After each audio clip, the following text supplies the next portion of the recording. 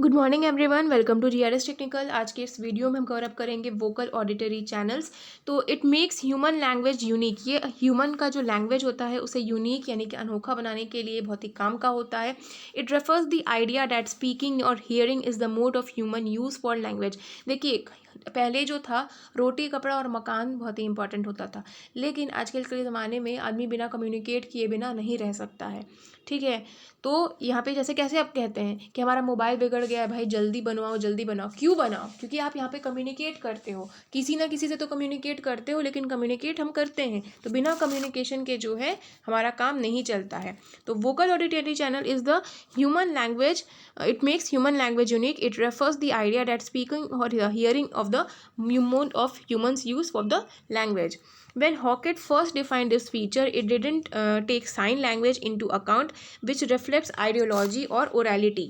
ठीक है, ideology or orality that was prevalent during the time. This feature has since been modified to include that channel of language such as tactile, visual or chemical olfactory.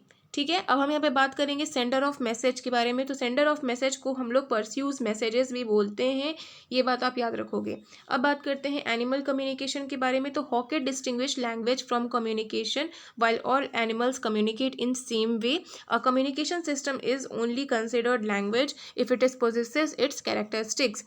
फिर आता है हमारा सेमेंटिसिटी। अब सेमेंटिसिटी क्या होता है? तो it includes language in something.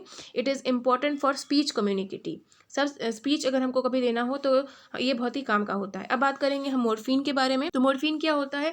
It is smallest meaningful lexical item in language. A morpheme is not a word. ये कोई वर्ड नहीं है। The difference between a morpheme और a word, morpheme sometimes doesn't stand alone, but a word on this definition always stand alone.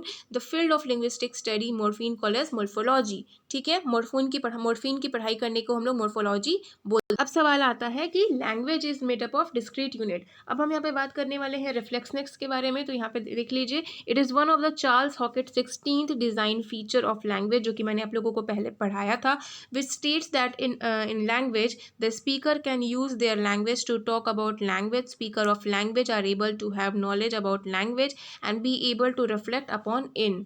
ठीक है, फिर हम बात करेंगे लर्नेबिलिटी के बारे में। तो लर्नेबिलिटी क्या हो? Being a human learning new language, it is a process of acquiring new understanding, knowledge, behavior, skills, value, attitude and preferences to get familiar with the language, ताकि हम लोग नया नया भाषा सीख सकें। तो दोस्तों, आज के इस वीडियो में इतना ही। इसी के साथ जय हिंद, वंदे मातरम।